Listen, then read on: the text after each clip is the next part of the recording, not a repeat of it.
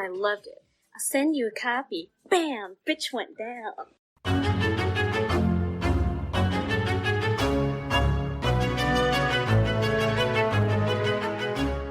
And welcome back to Horror Queers. We are talking children's movies, we're talking stop motion animation, and we're talking animated zombies. I'm Joe. And I'm Trace, and we're talking ParaNorman, our first foray into family films, as, well, you already said that, obviously, but I wanted to reiterate it. Because it's a weird thing. It is a weird thing, but it's also apt for this podcast. It actually is a family film that's horror that has a queer element to it. So... A very slight queer element. Yes, but it's there. It's totally there. And I think we'll go into it. But before we do, I was going to introduce our guest, but then I thought it might be more appropriate if you did that. Sure, yes. Okay, so we are joined in a very special crossover episode. I have my co-host from my other podcast, Hazel and Katniss and Harry Starr. I have known this woman for probably, what do you think, nearly a decade and a half at this point? Yeah, Joe, we're closing in on 20 years, my friend. Holy fuck. fuck. My gosh, okay. Yes, so I have known Brenna Clarke Gray since the time that we went to university together, and she is now an esteemed faculty member. She teaches English. She has a PhD, so she's way smarter than me. But, yeah. But Brenna, you're not into horror movies. Have I been informed correctly? Oh yeah, no, this is a genre that I loathe. So hi. Hi fans. This is basically just to recruit people for our other podcast. I'm a big old scaredy cat. Well, this is the perfect film for you, right? It is. It's a good fit for me. And I was going to say, Trace, this makes you and I co-host-in-laws. I know, right?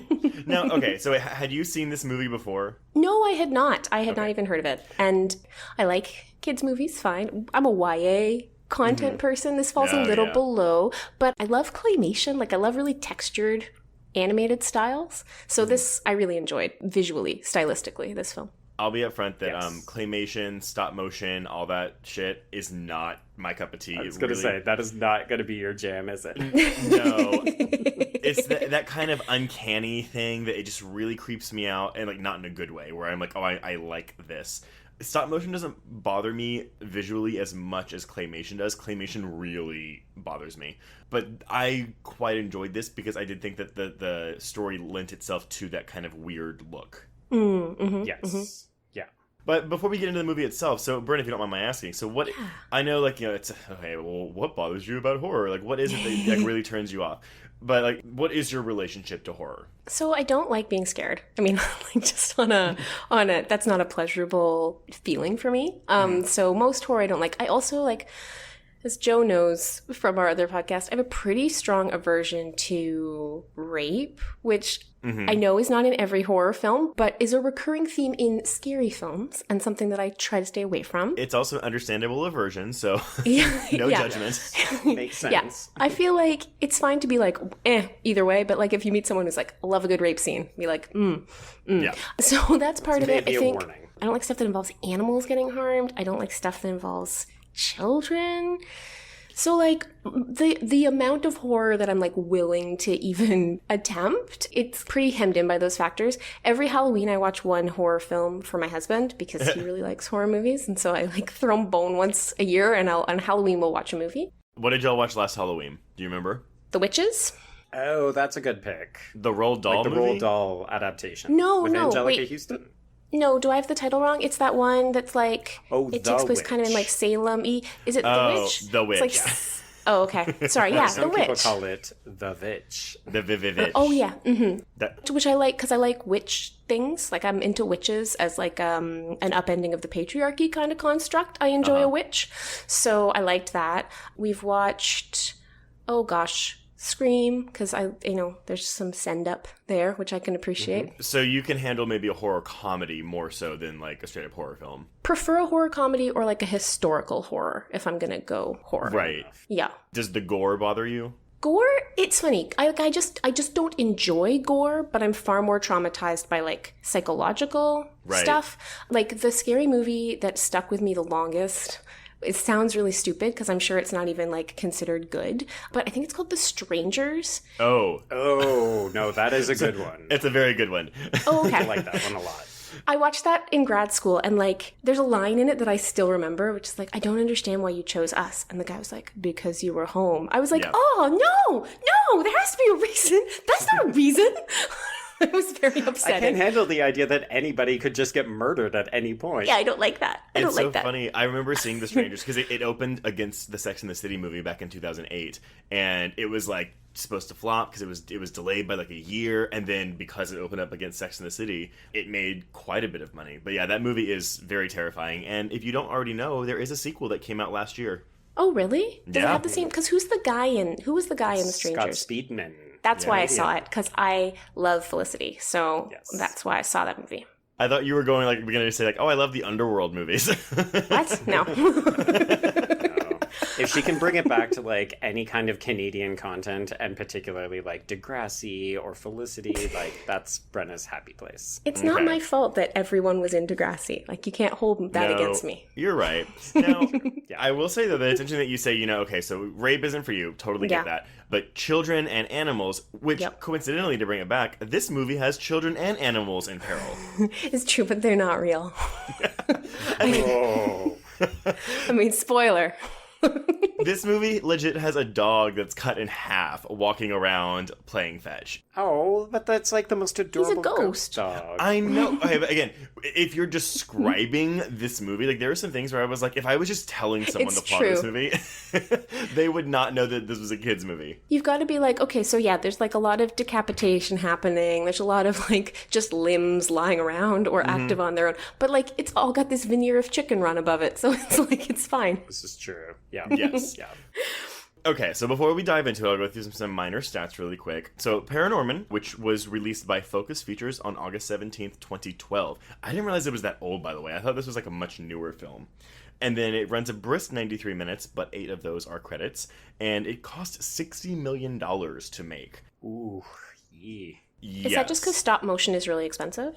Yeah, I think they started... Wait, I might have the stat. It was in production for 3 years, with the animating stage of production lasting about 2 years and beginning in late 2009. So, yeah. That's a lot of salaries for a lot of time. Yeah. I mean, for a good product, at least. Yeah. I think this is actually it's one of the more entertaining and, I don't know, morally conscious kids movies than I've seen recently. But one that works equally as well for adults and for children, which, I feel like most of the films that fall in that category right now are like Pixar films. Or Shrek films. Ugh. Okay, but the last Shrek film came out in actually it might have been the same year this came out. I was gonna say, probably not as long as we thought. Only the first 2 Shreks are good. So, with that budget, man, it opened at number 3 behind The Expendables 2 and The Bourne Legacy with $14 million. It went on to gross $56 million domestically, but it also grossed $51 million internationally, so it had a worldwide total of $107 million. But it's not quite enough. The studio, which is LAIKA, who did the Missing Link movie that came out earlier this year. Ooh, that's the bad example. No, I heard it was really good. I saw it with my toddler at toddler time when the movie theater lets babies in. Was it good? Yeah, honestly, it was enjoyable. Like, it's not stuck with me, and like there was not some larger, important message or anything, but it was really fun, and it did the same thing of having like the 2 registers of comedy, right? So there was definitely like an adult layer and a kid layer. Yeah, no, it was fine. I saw a lot of movies in toddler time. A lot of them were worse than Missing Link.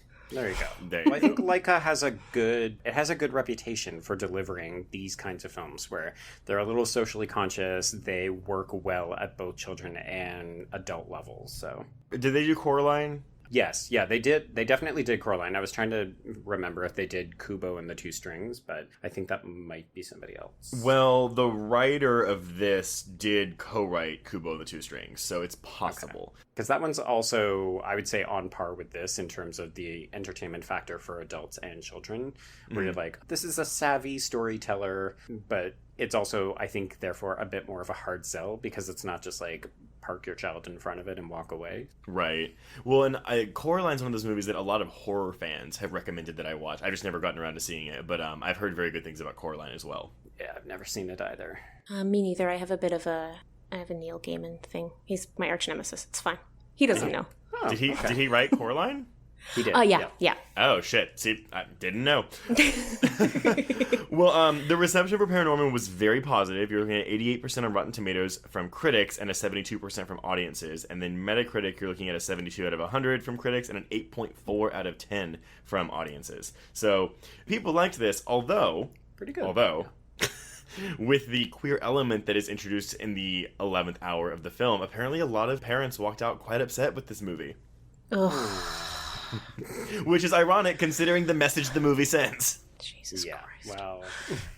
Welcome back to ridiculousness. Thy name is any kind of phobia, be it, homo or misogynistic or racial or... And like the lines literally in the movie when the mom is like, oh, sometimes people say mean things, but it's really just because they're afraid. And the whole thing's about, overcoming your fears and learning to not be afraid of like the things that you don't know. Mm-hmm. And that's why they put that, because, well, we'll get into it later. I'm sorry. It's funny because on HKHS Pod, obviously, we interact with a lot of banned books that have been banned for ridiculous reasons or attempted to be banned for ridiculous reasons. And I don't know why I'm always still surprised, but like the idea that sort of reveal at the end of the movie would upset a parent, to me, oh my, like, get a life. I just can't with this stuff. Yeah, it's real upsetting. And so Joe, before we get to what your plot summary, this movie was directed by Sam Fell and Chris Butler. They both co-directed The Tale of Despero. Oh, I'm sorry. Sam Fell co-directed Flushed Away and The Tale of Despero, whereas Chris Butler did direct by himself The Missing Link. Chris Butler also wrote this film, and he co-wrote Kubo and the Two Strings, and he wrote Missing Link. So they circle around each other. Yes, yeah. I mean, well, the crew itself does. I mean, or at least maybe it's like this like stop motion claymation thing. Like these people, because the cinematographer worked on Chicken Run and Fantastic Mr. Fox and Isle of Dogs. The editor worked on Coraline and Kubo and the Two Strings. The weird one for me was the composer John Bryan, but he did the scores for Magnolia, Eternal Sunshine of the Spotless Mind, Step Brothers, and This Is 40. Oh, that is a varied career. It is. I once got into a Twitter fight with Judd Apatow about This Is 40. I like This Is 40. I really like This Is 40. It really made me really mad. Really mad. And it was, anyway, sorry. I want to know that story later. I actually really do. Or just send me the link to your Twitter fight. Yeah, I'm going to find it. I haven't thought about it in a while. But Joe. Yes. What is ParaNorman about? All right. So this one actually managed to come in a little bit shorter than usual. So the film focuses on Norman. Oh, and all of the actors are obviously voice acting since there are no actual humans in the film. You're very discriminatory, though, because I think you said before that voice acting isn't real acting. Joe. Yeah. I think I meant it in a maybe different context than you, an asshole, are trying to make it out to be. But... Well, no, I think the context of that line, though, was whenever I think we were listing credits of something, and he was like, oh, yeah, I forgot that person voiced that, because I usually forget that voice acting is like, a real thing. Discount it. Yeah, I forget it's a real thing. Yeah, we should probably note at this point that Brenna has herself been a voice actor, so Oh, shit! I sure have. It's how I paid my way through my undergrad. Oh my god, I didn't know that. I'm sorry. Mm-hmm. No, it's perfect. Totally hilarious. I'm gonna eat shit for that later. Oh my god. But that was the context. Wait, I'm sorry. Yeah, what's this about? Yeah. Okay. So the film focuses on Norman, who is voiced by Cody Smith McPhee, an odd little boy who has the ability to see ghosts. He's misunderstood by his father, Perry, Jeff Garlin, doted on by his mother, Sandra, Leslie Mann, ooh, it's our This Is 40 connection, and mocked by his sister, Courtney, Anna Kendrick, and schoolmates, particularly a rather stupid bully named Alvin, who is played by Christopher Mintz-Plasse, a.k.a. McLovin.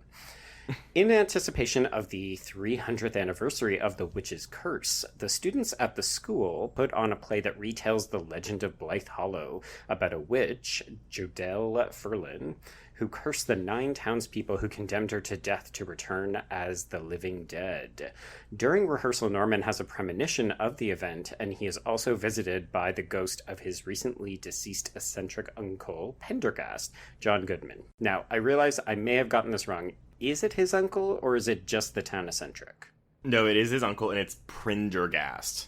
Because it's like the sisters. It's from the mom's side of the family, right? Yeah. Like he's from the mom's side of the family, and the dad doesn't want him around. Right. In the opening scene, when Norman can hear his parents fighting, and he mentions the mom's like crazy brother or Norman's crazy uncle, and it's Prendergast. Okay, that's what I thought, but then it's kind of never brought up again, and nobody seems to care about the character as soon as the book is retrieved from him, so I was kind of like, oh, okay. Except for whenever Prendergast first confronts Norman, and then Neil is kind of making fun of him, and Norman goes, oh, it's my uncle. Yeah. Okay. But, I did want to point out one thing, though. Yeah, apparently Aggie, which I didn't get this until after I was reading about it, because her last name is also Prendergast, so it's like Norman's family is like a descendant of her. Oh, interesting. Okay, that makes sense. Yeah, so Aggie is the witch, as we come to learn later. So, recently deceased eccentric uncle Prendergast, John Goodman, who warns Norman that he must read from the book at the witch's burial site before nightfall or the curse will come true. Despite efforts to follow instructions, Alvin prevents Norman from completing the task and the dead rise. The pair of boys narrowly escape with the help of Courtney, Norman's only school friend Neil, played by Tucker Albrizzi, and Neil's beefy older brother Mitch, Casey Affleck. The group eventually deduces that the location of the witch's burial site will be documented at Town Hall, but the rampaging zombies draw the attention of both Sheriff Hooper, Tempest Bledsoe, and a mob with an appetite for destruction. Norman eventually realizes that the zombies are not dangerous, and after Courtney quells the mob, the Babcock family is led by the judge, Bernard Hill, to the witch's grave. There, Norman tries to reason with her and discovers that she is really a little girl named Augie who acts out of pain and anger, and he encourages her to find peace. After a somewhat psychedelic battle, he talks her down and the danger passes. In the end, everything works out and Norman's family accepts him. Also, Mitch outs himself. Because honestly, that's how it comes out. No. I kept waiting for this moment, and then it was like, oh, I'll tell that to my boyfriend. He likes rom-coms. And you're like, wah, wah. But I think you're downplaying how revolutionary, though, that is for a family film. And I think that the reasoning, I mean, we'll just get into it. We can just start off the conversation with that. So, yes, ParaNorman is basically... We're covering it for this podcast because, yes, it is, I believe, the first and maybe only right now animated feature film to go to theaters like for kids that features a gay character. And like out gay, not like, that character is coded queer kind of deal. Right, this isn't a fucking... Dumbledore situation? Or Beauty and the Beast, LeFou situation. Oh my god. What did they call that again?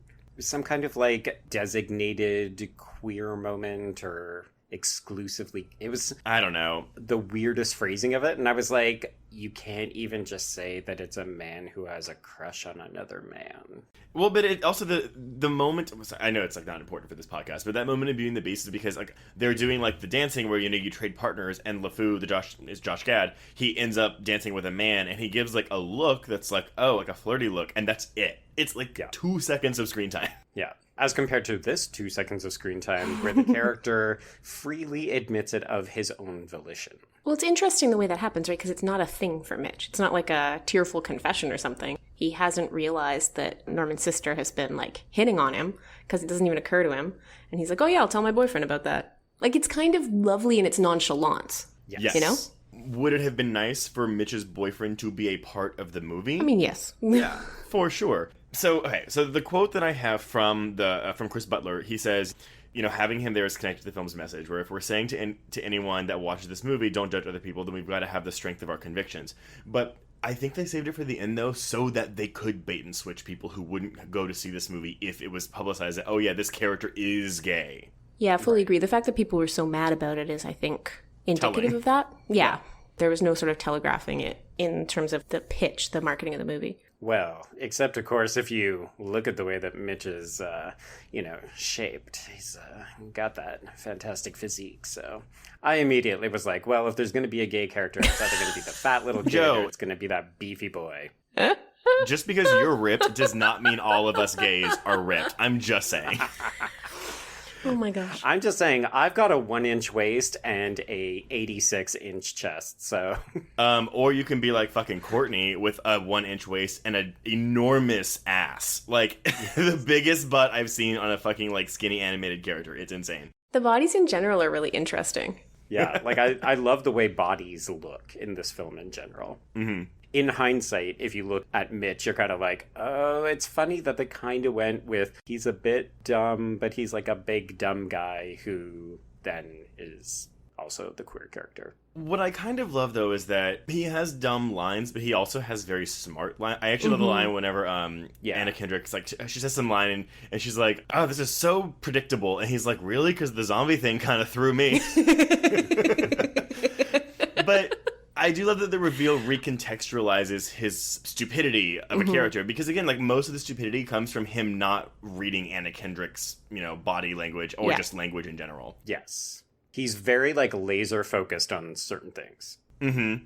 But I went back and rewatched it today, and it was kind of interesting to see, like, even though I knew going into it the first time that he was the gay character, it still was interesting to watch the second time and, like, how it completely changes, like, when, like, it's confirmed, like, oh, he's gay, and, like, it makes him seem less stupid. I think it also does something really interesting in terms of the gender politics of Courtney's sort of damsel in distress act, right? Because she's constantly sort of, like, feigning helplessness around Mitch, and he's constantly misreading what she's trying to do. Right. And so there's this element where, like, Courtney's a lot smarter than she behaves around Mitch.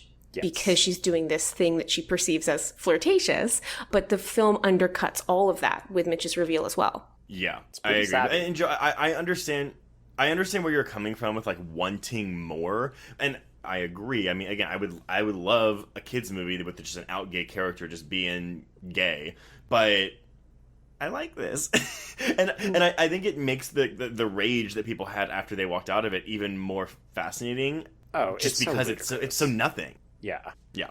So I didn't know who the gay character or who the queer character was, because on our spreadsheet we have this column that says, like, what is the queer element in this film? And sometimes it just says nothing. Sometimes it says camp. Sometimes it says gay director. And in this one it says there's a queer character in this children's film. So I spent the entire runtime being like, I wonder which character it is and when is it going to happen? And to be honest, I watched this movie and I identified Norman as queer. And not because he's actually gay, but because he is presented as a queer character throughout this entire separate narrative. From, removed from, right? Not able to fit into what his dad thinks of masculinity, too, which I think is a really important component of his character. Norman's dad even has a line in the beginning where he's like, I'm a very liberal person, but but he says something very specific that I was like, oh, that's kind of like, I'm surprised they said this in this children's movie. And I can't remember what the line was.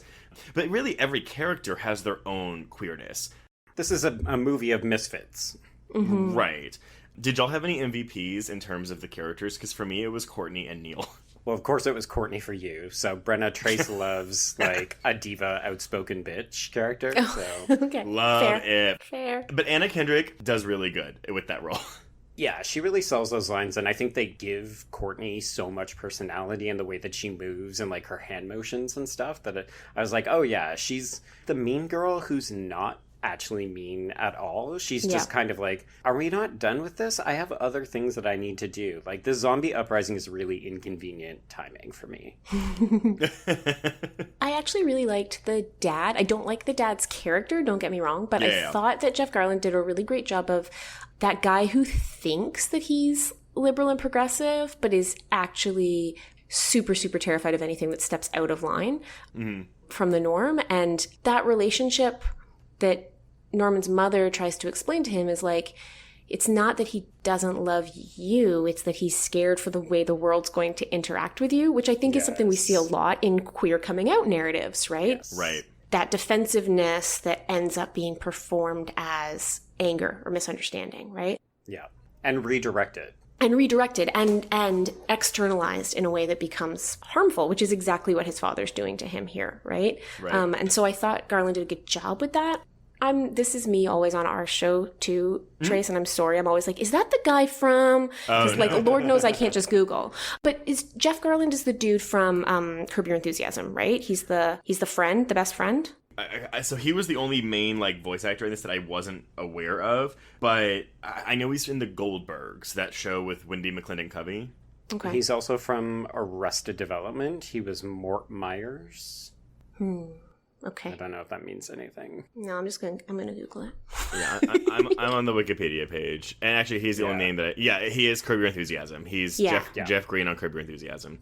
Yeah, because he has this same vibe on that show, which is like, well, exactly what he says overtly here, which is like, I'm as progressive as anyone else, but don't give me that touchy-feely stuff, which is like, you're not as progressive as everyone else. You're actually quite inhibited and restricted in your perceptions of the world. And I like that trope in kids' movies because I think that's what a lot of kids live with their parents, like people who have a sense of themselves as progressive but have aged into a more conservative space. And so I really like that for kids for kids like Norman, who are different in some way, who are trying to manage their difference. I mean, what's interesting is that Mitch passes in the community as like a quote unquote normal member of the community way more than Norman does, right?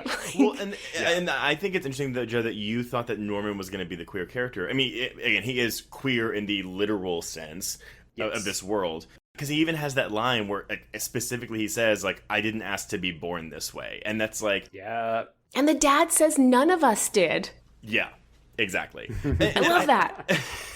I think a lot of it's really on the nose. I mean, a lot of the messaging is really on the nose. But again, it's a kid's movie. I'm not holding it to the same standards as like something I would like Us or Get Out or something, I guess, like recent examples. But I did want to circle back around before we completely left Mitch, because I do think that Casey Affleck does a very good job voicing Mitch, but it's ironic. Shall we acknowledge the Casey Affleck in the room? Yes. I threatened to call him that super rapey guy for the whole episode. I mean, you can still call him. I mean, he is a super rapey guy. And I think it happened in 2015 is when all that came out. Yeah, I think so. And that's one of those things, right, where we often end up rereading these sort of... these not all men, but like definitely this fucking guy situations where we've got this guy whose career we end up having to reread in the light of what we come to know later, right? Like, I don't know about you, but I can't sit down and watch Bill Cosby as like a friendly family guy anymore. Oof. That's over, right? And I think the same is true for Affleck, which is, it's a shame because there's a way that you could read... I think with a different actor whose career had gone in a different way, whose stories were not quite so just deeply and profoundly misogynistic, Mitch could be read in 2019 as way more subversive. But it's hard to give Affleck that kind of credit. Yeah. Well, that's the thing, though, is like, the gays, the queers, we get this one thing in this movie, and now it has to be sullied. Yeah, it's like tainted by Casey. Because whenever I think of Casey Affleck, I always think of when he won the Oscar and Brie Larson had to present it, but she was the only one, like, not clapping. So yeah, because fucking Brie Larson rocks. She's my fave. She's a special fave. I'm making a heart sign with my hands at the microphone. Can everybody tell? Yes. Also, Trace, Brie Larson is Canadian. Are you sure? Because sometimes you say people are Canadian and they're not. Is she Canadian? I didn't even know that. I actually don't know. Oh my god. I was like, no, because he legit was like, Mary Elizabeth Winstead's Canadian. And I totally bought it until like a week later I was looking her up for something. And it was like, she's born in America. And I was like, Joe! It's because everybody who was in Scott Pilgrim got honorary citizenship. I don't know if you know. There was mostly Canadians in it, too. So no, it was. You're totally Brie right. Larson is for sure American, unfortunately. Brenna, I was wondering, though, so we touched briefly on this idea that why did it have to be Casey Affleck? And I know earlier we made the slight, or I made a joke that, voice acting, not real acting, which I don't mean in that context. But I wonder, can you speak to the idea that what would it have meant to have somebody else in this role in terms of voice acting? For the amount of lines that Mitch has and the kind of character that Casey Affleck gives him, is that something that could have been hypothetically swapped out? Like, obviously, Tracy mentioned that the allegations came out later. Yeah, way later. But in that situation, like, what is involved in the voice acting work? Because I feel like people don't actually know anything about it. I want to add on to that, too, is it always like, they record the lines first and then they animate around it? Or do they animate first and then record the lines after? Because then there's no room for, like, improvisations or ad-libbing. Or maybe it just, like, depends on the movie. Depends on the movie and the budget of the production. especially, and if it's intended to be dubbed overseas, then they won't bother animating it to the facial expressions because it's not going to match internationally anyway, right? Right. So there's a whole bunch of components to that. And I will say, like, before somebody's listening in who, like, knows way more than me about it, like, my high-flying voice acting career was very much like I was on For Better or For Worse and several other Canadian children's animated programs. So, like... Trace, you don't even know what that is, do you? No, I don't. For Better or For Worse, it's like this long-standing newspaper cartoon that got an animated series in the early 2000s. I'm actually surprised. Like, I'm learning a lot about Canadian television. Like I bet you are. Well, whenever... Because, Joe, when you were talking about Slasher and how, like, that's a lot of people from being Erica in it. Yes. That's one thing that I'm tempted to watch because I love Brenna, being Erica so... Yeah. No. You're not going to like it. No. But like, I didn't know what it was, and so I went to go Wikipedia, and I was like, oh, this sounds like a really good show. I kind of want to watch this now. It's so good. It's so good. But, like, that's the thing. So y'all get most of our American television over there, right? Mm-hmm. But we don't get your Canadian television. Or maybe we do, and I just don't know. You actually did. I think it played on Pop. Oh, and see, I didn't know Pop was a thing until Schitt's Creek. Yeah. So, which Canadian, by the way, is also Canadian. I am aware of that. Thank you. But I'm sorry. So continue your story, Brenna. Oh yeah. So I was just like, I mean, I have to confess that when I was watching it, I kept forgetting it was Casey Affleck because, like, he's not John Goodman, right? Like, you hear John Goodman's voice and you're like, that's John Goodman. I've been hearing that voice since I was 4, right? Like, I know who that is. I don't have that same relationship to Casey Affleck's voice, so I kept forgetting it.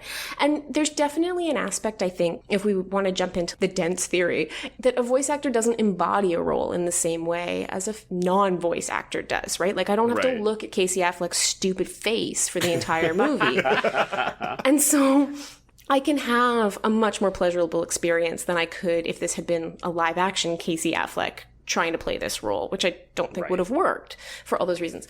But, you know, like, voice acting is super weird. It's a super rarefied space. You don't, I mean, typically, sometimes it's different, but you don't typically act with anyone. You're reading lines against someone reading them cold, usually. Oh. Right. I imagine so you that's don't have harder. anything to play off of. Yeah, there's nothing to play off of, and you have to bring everything you're bringing emotionally to the role. It's on you, because it's like, it's some director or just some temp in, like, a sweatsuit being like, right, here's the line that you're responding to, and you have to do it, like, full energy. So, I mean, there are perks in that, like, you can also be in a sweatsuit, and you don't have to, like, go through hair and makeup, and you can do, if you're good at it, if you're good at first takes, it can take almost no time at all, and the payday is really great. But it's definitely a different kind of emotional experience, and I think it's really true to say that, like, that embodied aspect isn't there. Like, you don't think of, there's very few voice actors who you think of owning a role. Like, I can think of maybe Mark Hamill's Joker is someone who has like really owned a role. And there are definitely examples of people who have played a role forever and ever and ever. But, like, you could be behind Nancy Cartwright in the grocery store and not know that it was Bart Simpson, right? Right. And so there's definitely a different relationship between the actor and the work than there is in traditional performance, I think. I'm actually intrigued by, like, you saying that, you know, it's typically just you in the room reading. Because, I mean, I am sure it depends on the movie. But when we were doing Seed of Chucky, I was looking at behind-the-scenes stuff. But they have Jennifer Tilly and Brad Dourif in the same, like, recording studio doing their lines for the dolls. But... yeah, and I think it does depend on productions. I know Pixar tries to get more, like, group stuff together for really emotional scenes, and I think it depends on the budget involved, right? Like, if you've got more money to play with and you can bring everybody into the room at the same time, that happens. But, like, definitely in animated TV, it's just you in a room with a script. And sometimes nobody's even reading the lines back to you. Like, sometimes you're just delivering a page of sides, and you're just like, okay. Which is hysterical because one time Brenna and I had an episode of HKHS where we were interviewing someone and Brenna's audio got completely messed up. So I had to make Brenna reread all of her lines independently. Oh my God. Yeah. Are you shitting me? And she killed it, people. So if you ever want to listen to that, you can go back, check that episode out. Let us know if you can tell which interview it is that I wasn't really in the room for. I'm surprised you didn't do that on our Patreon episode for, Extremely Wicked, Shockingly Evil, and Vile, because we lost 15 minutes of my audio during that recording, and Joe just had to, like, fudge it. Yeah. What can I say, people? I am extraordinary at this. Yeah. I can podcast like nobody's business, he says as he sits. We're very proud of you. A glass of wine. It's fine. Okay, so are we all okay if I transition away then from voice acting? Or do y'all want to talk about more? Yeah. Okay. I just want to say that if you Google Untalkative Bunny cheerleader episode, you can see some of my work that's been preserved on the internet. I think we can maybe link to that in the show notes, Joe. I will make a You really don't need to. No. You really don't need to. We're fucking going to. So... Did it earn you a star on Canada's Walk of Fame? That's what I need to know. It didn't, but I'm pretty sure it paid for my textbook's third year. All right. Oh my God. Okay, I'm not trying to toot my own horn here, but I have been told by multiple people that I need to go into radio, podcasting, or voice acting. And I never really, like, went in depth into trying to do it. But, like, hey, if you're listening, anyone, and you want my voice on your show, by all means. It's true. Trace has a face for radio. I will say that, like, I used to my bread and butter back in the day in the late 90s and early 2000s was 30-second like radio spots. Mm-hmm. And a 30-second radio spot in local radio paid back in the day. I'm sure it's much more now because it's a union gig with scale. It paid $300 and it would take me like maybe 10 minutes. It was amazing. Awesome. Yeah. I just had to earn money in a bar, basically dealing with drunk assholes. Yeah, see, Joe and I had the same, like, we met at a job we were both doing on campus, and then we both had side hustles, and mine was much more lucrative. Oh, I'm sure. Joe, you should have gone into voice acting. Or I should have gone into proper hustling. Or that too. I mean, you live in downtown Toronto, so I'm sure you have a corner right there. This is true. Yeah. Okay, sorry, where were you transitioning to? No, you're good. So what I really liked about this movie that I don't think Brenna might have picked up on when she was watching it is the love of the horror genre in this movie, because there's a lot of homages to various horror films. I'm so glad you said that, because I had that experience of watching it like I was missing out on a significant joke. I mean, like I could tell they were referencing things, but I didn't know what they were referencing, and I was like having that experience like when I watch my toddler in a room full of adults and all the adults are laughing and he'll stop what he's doing and he'll be like, ha ha ha ha ha. That was me watching this movie sometimes, I swear. Right. Well, because, okay, so I watching this, I mean, I didn't find it scary because it's a family film, so I know that none of these characters are really in peril.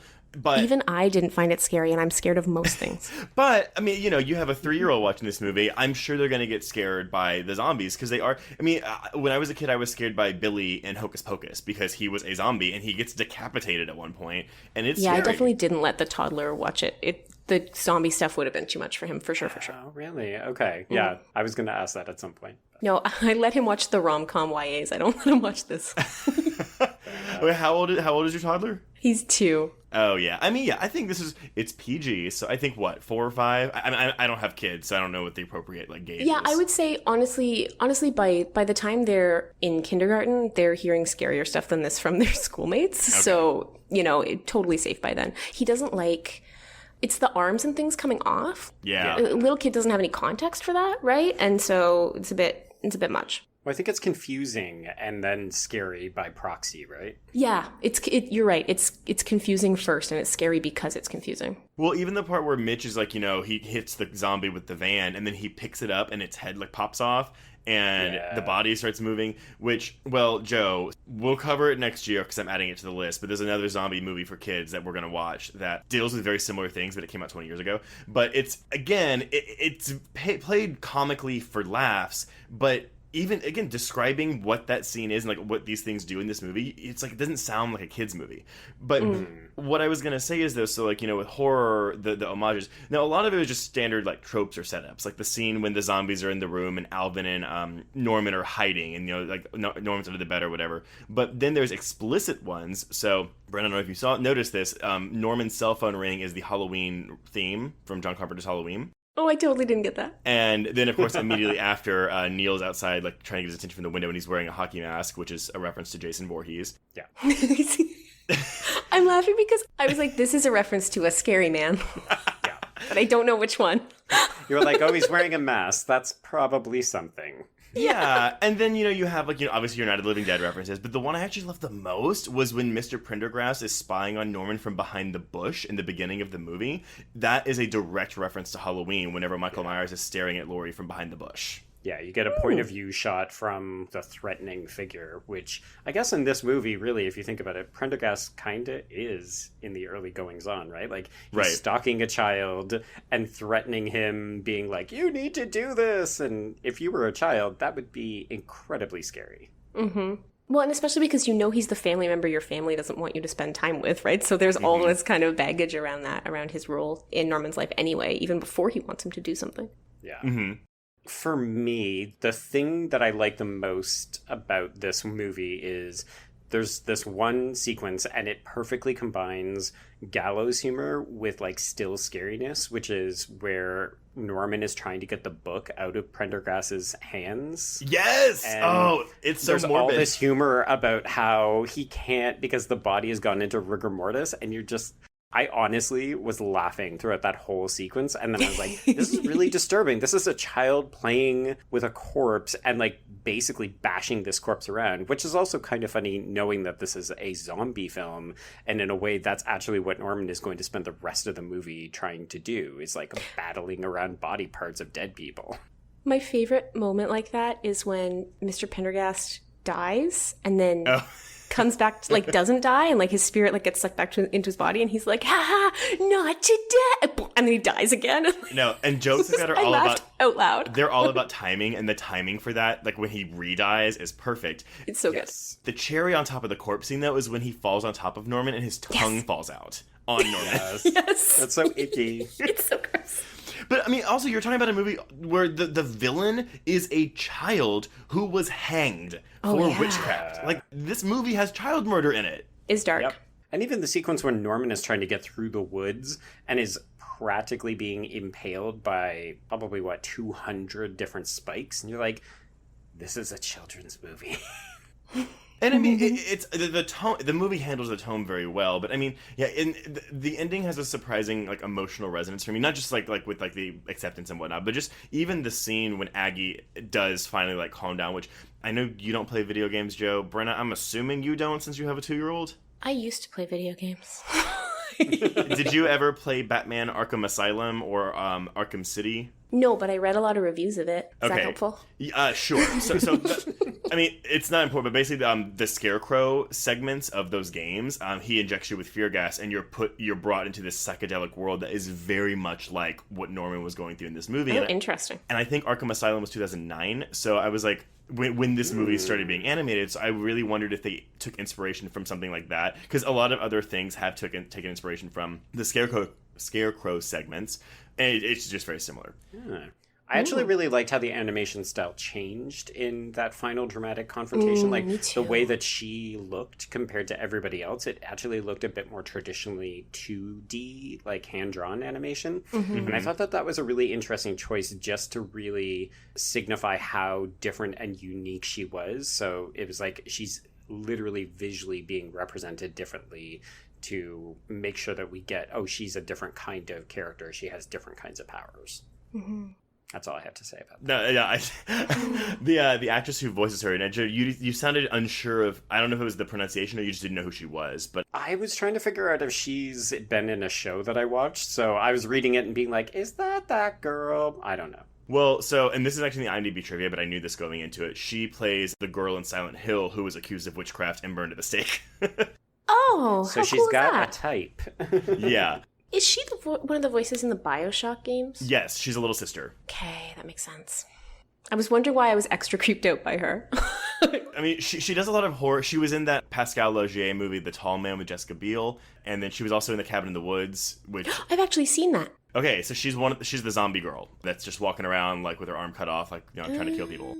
Yeah, okay. Oh. Sidebar, I looked her up and she actually is also the actress that I thought she was. She's one of the characters on Dark Matter, which was a sci-fi show I really liked. Oh. See, I always got her confused with Davy Chase, who plays Samara in The Ring. Because they also look very similar. Youngish girls with dark hair and sort of pale complexion, right? And also in horror movies. Yeah, she's good in this movie. I mean, she doesn't have a lot to do, but you have the emotional resonance. I mean, I almost teared up in the scene when she goes back to normal and her and Norman are standing at her burial site. Oh, I thought that was really lovely. I was surprisingly touching. It is. Interesting. Did it not work for you, Joe? It did, but it wasn't the scene that got me. My favorite sort of emotional climax scene was when Courtney actually steps out of the town hall and protects Norman from the mob. That whole speech is great that all of them participate in. When she's like, "You are adults. What are you doing?" I loved that scene. I love any scene in any YA property, as Joe well knows, where a teenage girl tells off an adult. I love it. It's true. Well, no, yeah, it's challenging the authority, you know, and especially if it's a woman telling off a man, you know, it's challenging the patriarchy. Yeah. It's great. And there's also, there's a lot of messaging, like even like when the cop is, she's talking about the ozone layer, she's like, all these kids on their cell phones screwing up the ozone, and then she litters. This movie is kind of deliciously anti-police in a lot of ways. Yeah, it is. There's some great moments where it's like, is this when we start killing the civilians? Like, they're shooting the civilians and stuff. I'm like, oh my God, this is amazing. Didn't she say, no, that's my job? Yes. Yes. Because that honestly was full-blown shocking, and I felt like the only way that they got away with it was because it was actually a black police officer as opposed to a white one. Oh, that's interesting. I literally was like, oh my gosh, I can't believe they just went there. Yeah, it's interesting. The police hold no authority in the community, really, no true authority, and they're absolutely horrendously bad at their jobs, and nobody seems to respect them. And people point out the problems of mainstream policing. It was amazing. Yeah, I didn't even so Trayvon Martin was killed 6 months before this movie came out. Jesus. So that made that joke probably especially prescient at the time. Yeah. Wow. I'll admit, actually, this character, like the sheriff character, didn't work for me, if only because narratively there's very little payoff. Like, I appreciate the political commentary about the ineffectiveness of the character, but at the same time, I kind of felt like if you're not going to throw up more dramatic roadblocks, per se, literal roadblocks, potentially, it seemed like a one character too many, like an unnecessary, particularly when we had the adult mobs that was being led by the drama teacher, who I thought was already a better... You know, she reminded me of Miss Carmody from The Mist. And wait, but you know who voices her, though, right? That's Alex Borstein. Yes, I did see that, which I thought was appropriate, and I would not have been able to tell that if I hadn't looked it up. Well, she is a very, and listeners, if you don't know, she's Lois on Family Guy, but she's also, oh my God, Miss Ungermeyer, the principal in the Lizzie McGuire movie. Oh my God, Trace, I can't believe you managed to... Love it. Joe never brings up Hilary Duff properties for me. I'm really grateful. He reviews Younger. Okay, there's a couple of movies that seem to come up all the fucking time on this podcast, this horror podcast, and Lizzie McGuire is one of them. That makes me really happy. Don't know how it keeps happening. It's because, though, I karaoke What Dreams Are Made Of literally every time I go to karaoke, and my husband hates that movie, too. And, I feel like every time we're, hanging out with friends and we're, watching YouTube, because we do this thing where if we're hanging out, we all go through, YouTube music videos, and, we just, take turns picking a video, and I will always put on the fucking Lizzie McGuire musical climax. Oh my God, Trace, I wish we could hang out in real life. This is so good. Now, just to head off any commentary, I do not hate the Lizzie McGuire movie. Oh, no, I it's just okay. don't always understand why it comes up.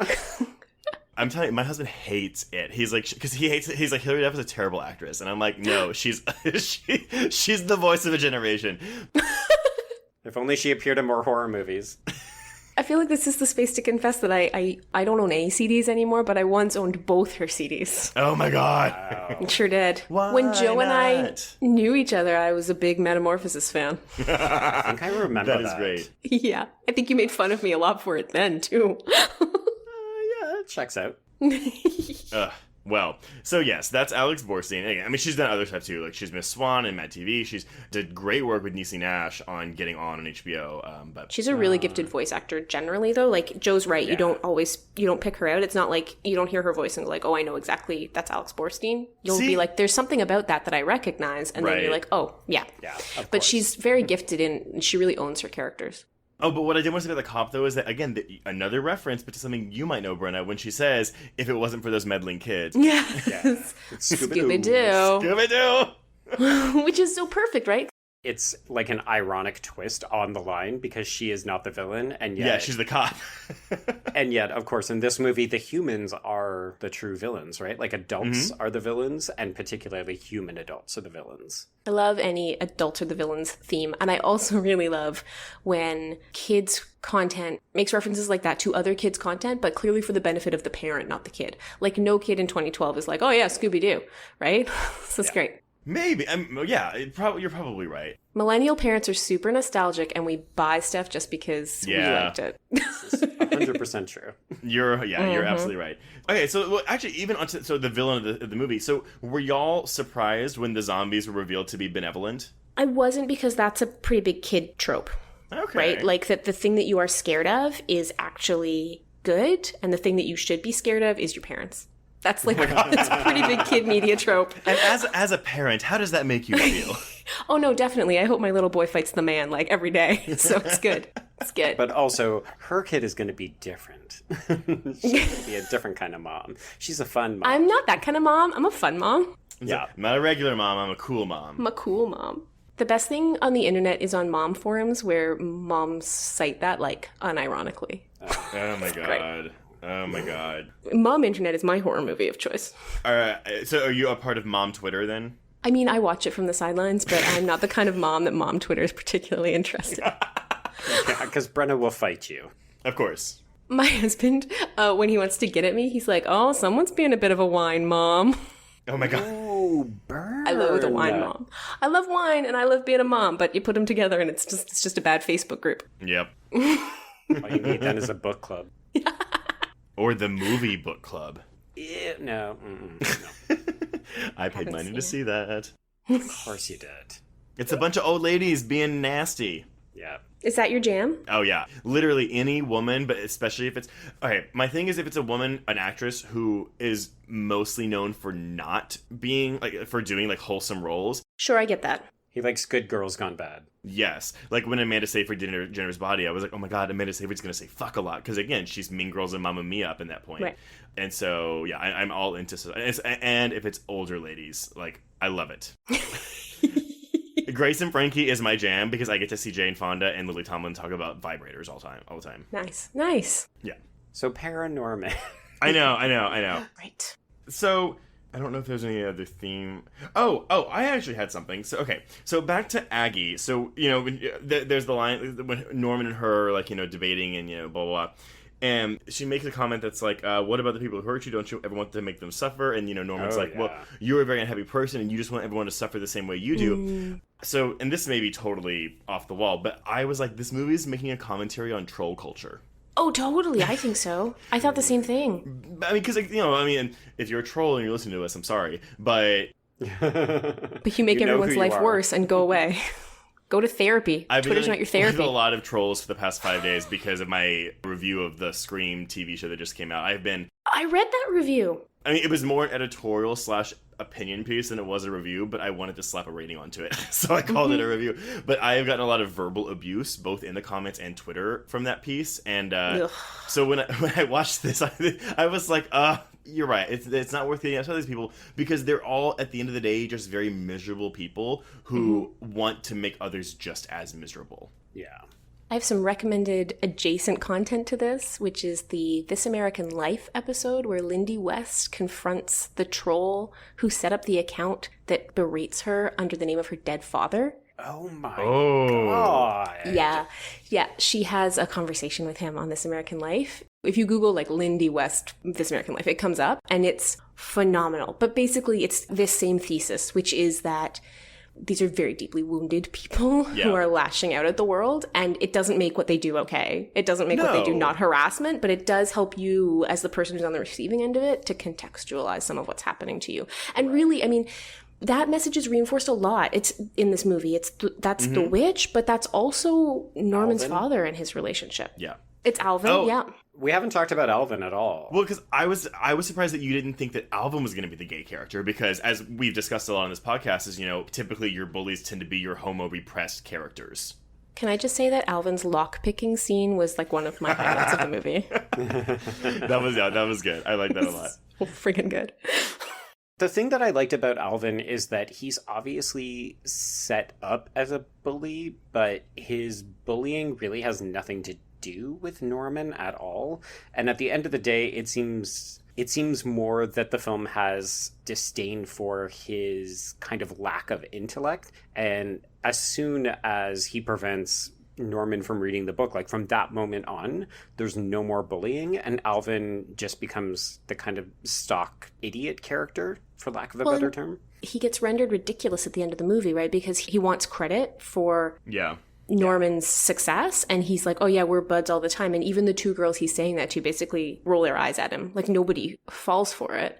And I think that's important. He's also kind of rapey, just like Mr. Casey Affleck, because he grabs Courtney's butt whenever they're all holding hands and, like, you know, taking a stand. Yeah, he's super, like, yes, he's a wounded person. I do think the movie picks up for me a lot, like, once they all get together in the van. Like, I mean, I mean, I like this movie a lot, but, like, that once they kind of team up, that's when I was like, okay, cool. Like, I'm a big fan of, you know, people that from different social circles. Mm-hmm. Being forced together, or having to work together. Or former enemies, like, having to work together. Like, I mean, I am a sucker for that shit. Yeah. I love that, and I love the component of the siblings who didn't get along, figuring out what each other's value is. Like, Courtney realizes that Norman has been telling the truth this whole time, that he does see dead people, and she doesn't understand it, but she'll support him. Yeah. And Norman sees that his sister can be a really powerful ally when she wants to be, and that she is capable of defending him against the town. Like, to me, that was a really special moment. Yeah. It's interesting, because I do feel like the film takes a little while to get going. Like, it seems to spend a little too much time for my liking just on this general premise that he can actually see things. And part of me was like, yeah, no, movie, like, we're already there with you. Yeah, we believe you. Oh, yeah. I disagree. I actually really enjoy the time we get to spend with Norman before, like, Prendergast really, like, comes into the fold. Like, I love the scene when he's walking down the street talking to all the invisible people, and I especially love the moment when he's talking to the flattened raccoon corpse. Oh. I think I come somewhere in the middle. I felt like that scene went on too long. Like, it was more of it than I needed. But for me, the scenes that were really quite lovely were when he's with his grandma. And the conversations he had with his grandma. Elaine really Stritch. Loved. Yeah. The last role Elaine Stritch had before she died in 2014. Just so sad. Mm-hmm. She was so great. Yeah, the grandma is fantastic. I just love her reaction to Norman's father, who's her son. Yeah. And I love their making up, sort of, at the end of the film. I really thought she was a great emotional piece. Mm-hmm. The last shot of all of them watching TV together is such a perfect... Again, like, that also kind of got me, like, not teary-eyed, but very emotional. Because I was like, they're back to their family again. It's so good. Yeah, and I loved it because it wasn't like... It doesn't hit you over the head. Yeah, it's not too much. Like, it's the exact right amount for Norman's father to progress, that he will acknowledge that Norman can see a ghost, and that he will spend time with him in that space. He's not like, okay, now let's all have a family seance because I'm in, right? Like, it's the exact right amount for him to come on board. Yeah. And he still doesn't get the horror movie thing that Norman is so interested in. But he's willing to try. Yeah. At the end, which is, I mean, gosh, for most kids, what they can hope for from their parents, a willingness to try. I guess I'm backtracking a little bit, but I do love... So we didn't really mention the way the movie opened, which I'm a sucker for, you know, when a studio's logo is, like, you know, tweaked to the design of the film, and this one's very much like an old 50s, you know, horror movie. Cute. Mm-hmm. But the first, like, shot of the movie is, like, this brain that gets stepped on. Yes. By a high heel that then gets tracked around the room. Yeah. and then she does get eaten, and, like, the first thing Norman says, because the grandma's like, what's happening? And then Norman's like, oh, he's eating her head. I'm like, oh my god! I wasn't sure if it was just me, like, misreading it or, like, reading too much into it, but did you find that the dad spoke in a lot of kind of double entendres or, like, innuendo-laden comments? I don't know. Not that I picked up.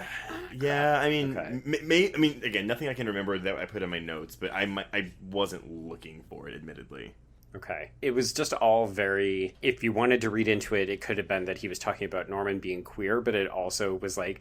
it always seemed to have like a weird kind of sexual connotation to it, where I was just like, very early on, they're not only establishing the ground rules of what Norman can and can't do, what his relationship is like with his father, but then also this kind of coded double speak that adults have when they're talking to or about children. I thought it was clever, but then I was like, maybe it's too much. Maybe I'm overthinking it. But I think that's something that kids movies that try to, because in my opinion, the best kids movies are the ones that have things for kids and adults, because, you know, the worst ones are like, I mean, I'm sure you probably know, Brenna, the worst kids movies are the ones that are like strictly for kids. Yes. How is the Angry Bird franchise? We have not brought such filth into our home. No, wait. I feel like that there's probably a lot of inappropriate double entendres in the Angry Birds movie, given like the cast of that. Maybe. I literally have no idea, and I will never know. It's not a question I will ever be able to answer. It was literally the first one I could think of. So, and I guess I'm going wrong here, because whenever I think of double entendres, because when I learned what a double entendre was, it was when The Cat in the Hat came out, because literally. The PG rating reason was like for double entendres, and I was like, what the fuck is a double entendre? And it's because he has the garden hoe, and it's covered in dirt, and he calls it a dirty hoe. Yeah. That's your adult humor in your kids movie, folks. I don't know that movie is for anyone, never mind kids or adults. It's an atrocious piece of garbage. Don't ever see it. I saw it in theaters, and it was bad. Oh, Trace. You should respect yourself more. I'm not old like you guys, so it was it was a Thanksgiving movie. Yes, Brenna, you'll have to forgive Tracer that he thinks that anything over 30 is old. So. I am 30. Oh. I am 30. How actually dare you? He had a breakdown earlier when he turned 30. I actually had a really hard time turning 30 this year. I did not want to turn 30. Oh my God. You know what? Honestly, being in your 30s is like the friggin' best. The other side of 35 is so good. Yeah. It's so good. I've had a freak out at 29 because I was not a tenured professor yet, and I decided that I had failed at my life. But it turns out that none of that is true. And honestly, like turning 36, because I'm that old, Trace, was a very liberating experience. I don't know if you could tell, but She's practically the grandma character from ParaNorman. Oh my! It's all haggard. No, I just gave the face that fake actress gave in the beginning of this movie when she saw the zombie. Right. And there's that joke where they put the boom mic in her face, and she's like, no. She just pushes it away. Well, apparently they found that scene very difficult, according to the IMDb Tribune. Mm-hmm. They found it difficult to make a bad movie because they had to do like unfortunate angles and like bad acting, and they were like, this is actually way harder to animate and to film than a regular, well-shot, well-acted, well-animated film. I cannot imagine spending 3 years animating something like... I mean, because even like going back to like Nightmare Before Christmas, or like, which was like, you know, really kind of like the early goings of like that kind of animation style, and how much time it takes and how many photographs... Mm-hmm. Well, yeah, these are actual physically constructed characters that they then moved and took a picture, and then they animate it, right? Like, that's what stop motion is. So you don't even have the luxury... Oh, God, I'm so oblivious, but I think of something like a Pixar film where you have to create your characters and you have to, like, animate them and think about how they're going to move, whereas here you're looking at these characters and they've got their thick eyebrows and their big hips. And one of the things I love the most about this movie is how all of the characters actually look real, the way that their faces are, in terms of they've got bags under their eyes, they've got hairs out of place and that kind of stuff.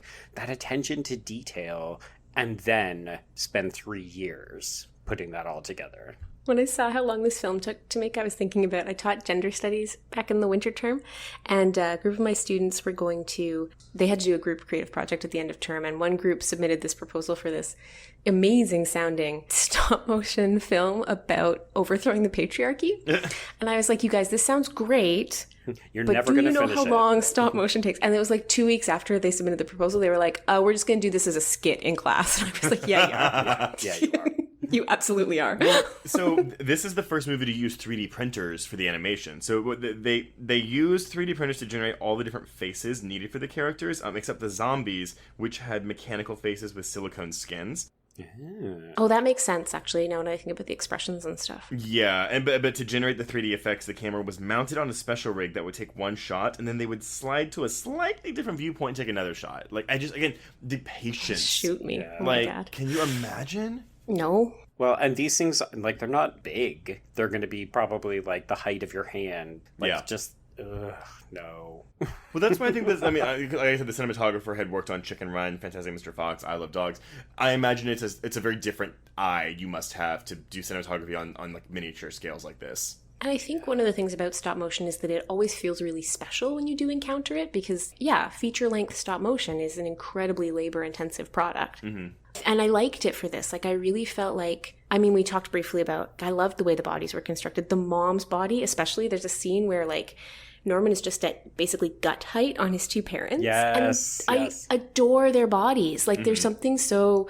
I mean, yes, they're ridiculously heightened, like the way all the women have these waists and then these like giant hips and stuff. The cop especially has huge hips. Yes, but there's also something really there's something weirdly authentic about their bodies as well, because I think a lot of care was taken to represent, like each person has a very different physique, a very different body type. There's nothing sort of cookie cutter about the people, and I thought that was a really neat, very subtle underlining of the larger message of the film. Right? Which is that, like... everybody's just a little bit different. Everybody's a little bit different, and the only way you can understand people is to, like, form relationships with them, right? And to, like, try. You know? Like, Norman's dad doesn't want to try at the beginning of the movie, and then he finds a way to try. There's a lot of trying in this film. I like a film with a lot of trying. Yeah, there is. Well, and trying, but being true and honest with yourself, which is... I mean, that's like kid movie 101. All kids' movies. Totally. But I feel like we've danced around the idea of the adults in town being the villains. Like, we've got sort of two different generations, right? We've got... I was going to say generation after generation after generation has just perpetuated this, right? Like, adults have been the villains in this town since the Pilgrims. Yeah, 300 years. Mm-hmm. But I do love the fact that they just immediately descend into mob mentality. Like, I love the fact that this film is just playing with all kinds of inversions of expectations, despite the fact that they're obviously knowing enough to play on our conventions of horror films and what we think is going to happen. But that scene with the mob outside of the town hall, for me, was like, it was kind of the emotional and traditional climax of the film, because... as much as I liked the messaging and the look of Aggie and Norman's confrontation with her, I think that was a lot more cathartic. Whereas in this case, I was like, it's such a heightened dramatization of a mob mentality, these adults who should know better, who are just picking up the everyday utensils of their life and using it to, like, attack children. They're tools of domesticity. Yeah, like, it's both obvious in the way that you're like, oh, okay, I know what you're doing, but at the same time, I just think it works so well. No, it totally does. It's, like I said earlier, it's very on the nose, a lot of the messaging is, but this movie has such a pure heart, which sounds cheesy as fuck to say, but it just... It's true, though. It gave me the warm fuzzies. Like, I mean, it's a sweet, sweet, sweet movie. It's gentle AF, this film. Gentle AF. It's a stop-motion animation film that took 3 years to make, and it's about fucking horror films. Like, this movie is a love letter to a genre that I can't imagine a company spending $60 million willingly on such a quote-unquote niche audience. Yeah. What a fucking risk that they took to make this movie. And then to make a movie that's got a queer character, that's got different types of bodies adequately represented, that's got all of these characters learning these life lessons. Like, it's a big swing at the end of the day. Yeah. And I think it's really easy for people to just dismiss it as as a family film. Well, and honestly, that is what I had done. Had we not covered it for this podcast, I had seen people, like a couple people like mention it around the time it came out and say, oh, like, it's really good, blah, blah, blah. And I remember reading about the gay character, but that was really it for me. I was not going to go seek this out. So I'm really glad that we actually... Brenna, thank you for not really wanting to watch horror movies on this horror podcast. Joe never thanks me for that, so thank you, Trace. I appreciate it. You know what? Just for that, I'm scheduling something really horrific for October. You already have. You're making me watch After in August because you're a monster. After? I don't even know what that is. Oh. Yes. Okay. So this episode is actually dropping about a week and a half before our book 2, aka season 2 of our podcast, Hazel and Katniss and Harry and Starr. Go and check it out. So originally we were going to do an episode that was like classical literature and then like a really contemporary pop film that was going to be super fun. And we're still doing that, but we've pushed it back. And instead we're going to do this terrible combo. They're both called After, but it's a book series written by a soccer mom from the South who wrote the book on her phone at her daughter's soccer practice. As One Direction fan fiction. Oh my god. It started as Harry Styles fan fiction, and it's about a woman who goes off to college and has her sexual awakening at the hands of a much more experienced male partner. And it's apparently fucking atrocious. It's my least favorite trope in all of YA, which is once you lose your virginity, you're changed forever. Which is my least favorite, and I think one of the most dangerous tropes that YA sells to young women. Well, it goes to perpetuate the thing of like, okay, you want abstinence, or like again, or like that your first time having sex is going to be this life-changing thing, which I'm sorry to say, it's not. It never is. No. And it reinforces all those horrible, like, evangelical, like, chewed gum metaphors. And it's just gross, and it makes me mad, and Joe's making me read it, and I hate One Direction, and I hate Wattpad stories, and I hate... Oh, the Pussy Posse? Oh my god, I'm gonna die. I'm just gonna die. No, Wattpad is a platform where people, like amateur writers, can upload their work, and it's getting big into the movie industry. Oh, that shouldn't exist. We've done one of these before, and it was atrocious. Well, just so you know, I told you that when I'm on your podcast, we're doing a Lois Duncan novel, so we're either gonna do I Know You Did Last Summer, or Killing Mr. Griffin. Oh, Jesus.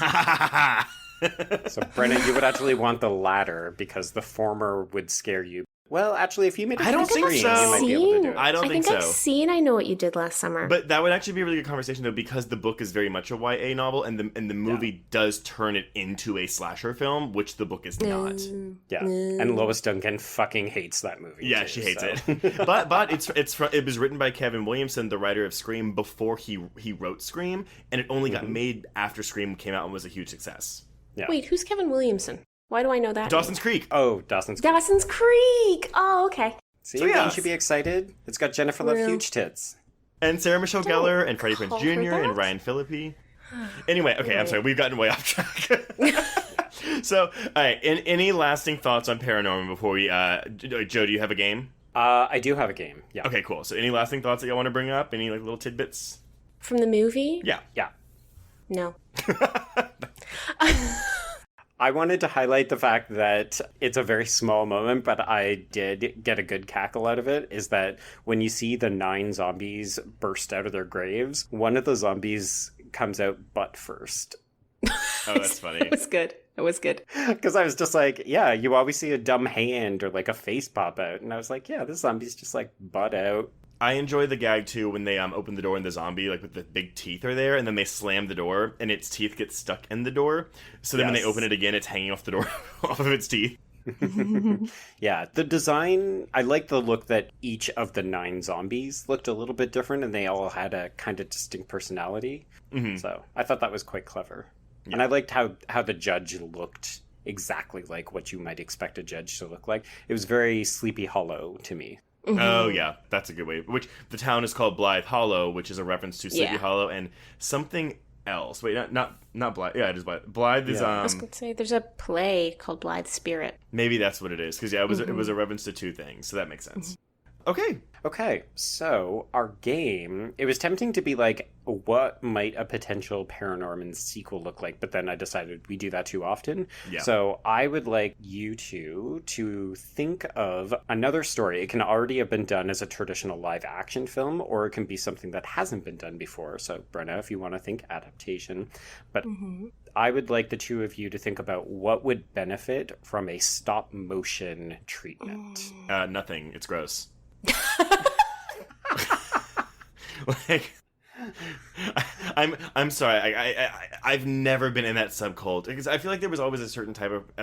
I'm generalizing here, but like in high school, there was always a certain type of person who gravitated towards, Corpse Bride, Nightmare Before Christmas, any Tim Burton kind of stuff. Yeah, it's funny because I actually hate all of those, but I really like stop motion. But I'm like a Wallace and Gromit kind of stop motion person. Yeah. Trace, have you ever seen, like, Wallace and Gromit or Chicken Run? I saw Chicken Run in theaters, and I've seen episodes of Wallace and Gromit. I have not seen the movie.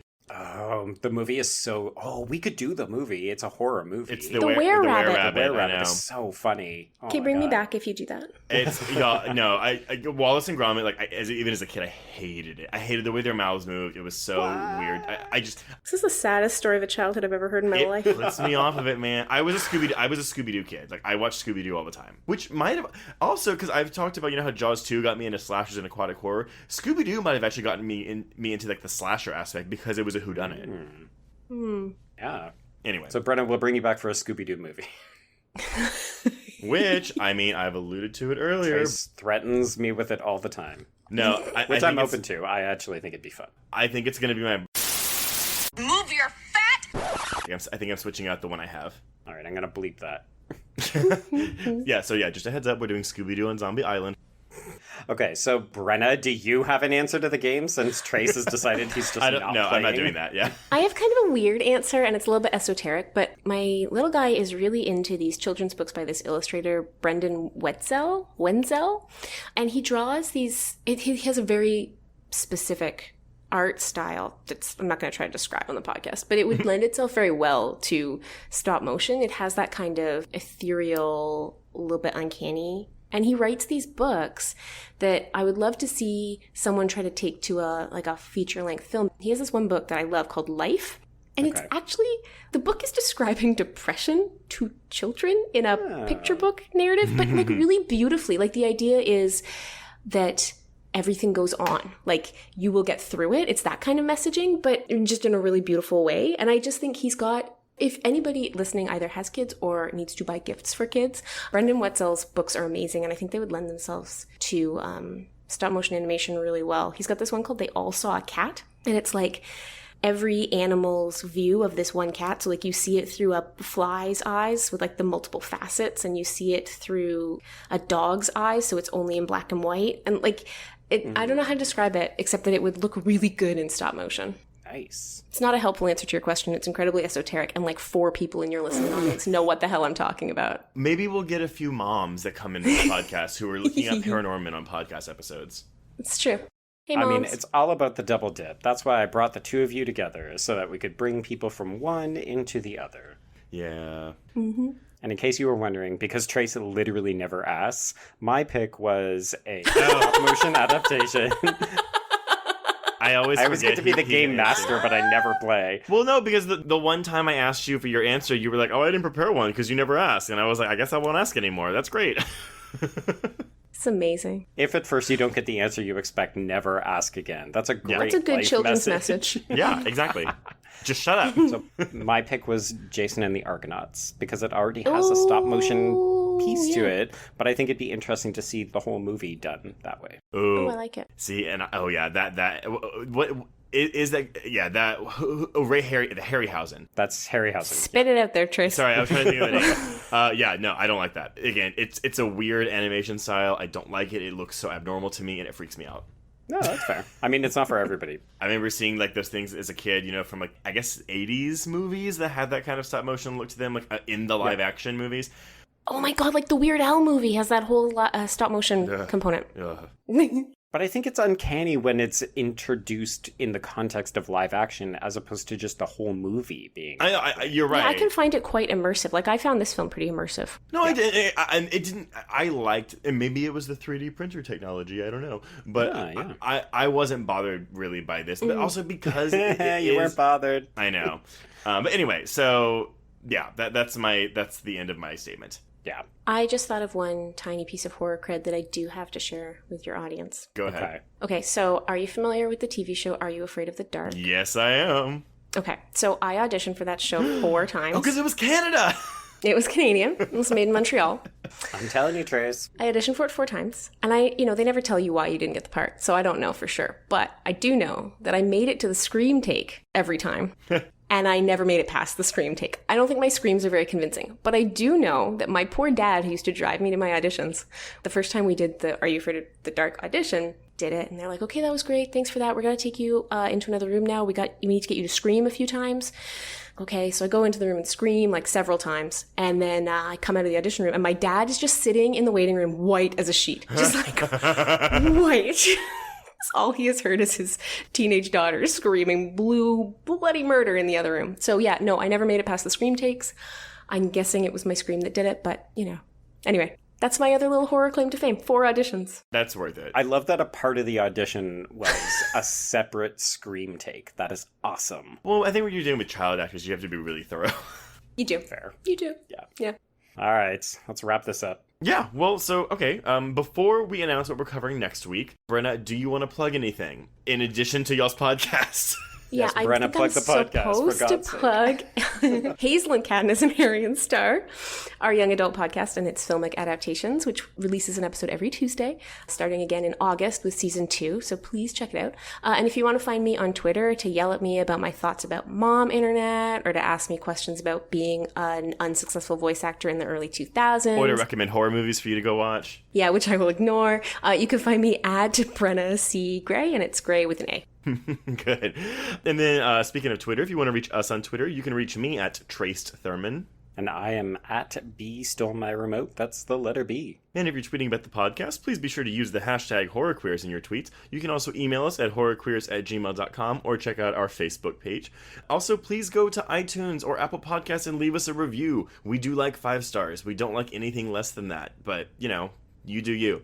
Feel free to leave a 5-star specifically about my contribution to this podcast. Yes, if you name drop Brenna and your Apple username is easy to tell who you are, it's your name, then I don't know, we'll send you an email and say, hey, you're cool. If you want even more content, please visit our Patreon page at patreon.com/horrorqueers, where you can sign up for exclusive bonus episodes covering recent horror films. I think our most recent one at this point is Crawl, which is an amazing alligator movie. And you also get a newsletter at the beginning of every month letting you know what movies we're covering for that month, so you can get ahead of the game and make fun of everyone else who doesn't know. Joe, what are we covering next week? Well, since you asked, we're kicking off August by traveling back to what appears to be our absolutely favorite year on the podcast, which is 1999. We're going to be checking out... here we go. Brenna, this is not a film for you. No, it's not. Takashi Miike's Audition. But I took a cue from y'all's podcast. I read the book on my way to Colorado this weekend. So I have read the book, and I am now ready to watch the movie. Yes, and I'm excited to hear about the differences in that adaptation. Oh, hey, adaptations. Yeah, if you haven't... I was going to say, this is a big old tie-in.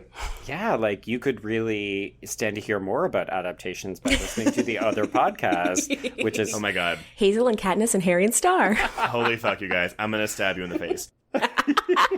Well, and listeners, if for some reason you do want to read Audition, it's only 190 pages. It is the quickest read I've ever had in my life. But the movie is almost 2 hours long. The dog dies. Oh yeah, sorry. No, trigger warning. I've seen the movie 2 or 3 times, and I don't remember a dog dying, but in the book, there is a full 2 pages devoted to a dog's death, torture and death. So... trigger warning for that. Again, if you're out there, I don't remember if the dog dies in the movie, but you might want to go to doesthedogdie.com, which is a legit website that will tell you if a dog dies in a movie. It's my favorite website. It's the darkest. It's very useful information. It is. But on that note, I think we can cross out ParaNorman. Yes, and cross out Horror Queers. And thanks again, Brenna.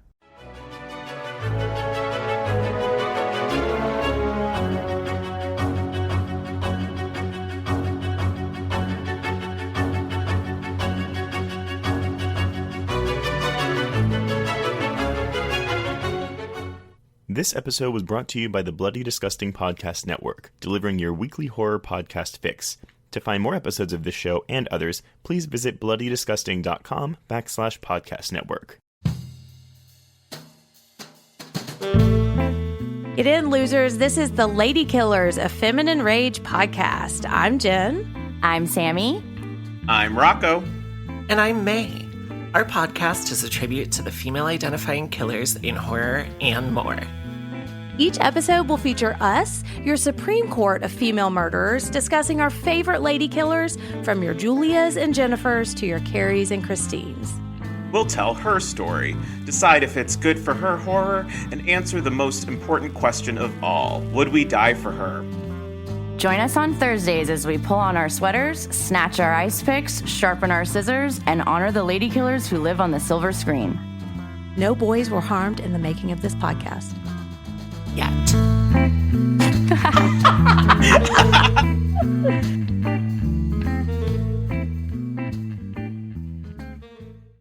It was late in the afternoon when the professor and I took our way towards the east, whence I knew Jonathan was coming. Jonathan Harker has asked me to note this, as he says he is hardly equal to the task, and he wants an exact record kept. Dear Madam Mina, I have read your husband's so wonderful diary. Strange and terrible as it is true. I will pledge my life on it. God preserve my sanity, for to this I am reduced. Safety and the assurance of safety are things of the past. I am in hopes that I shall see more of you at Castle Dracula.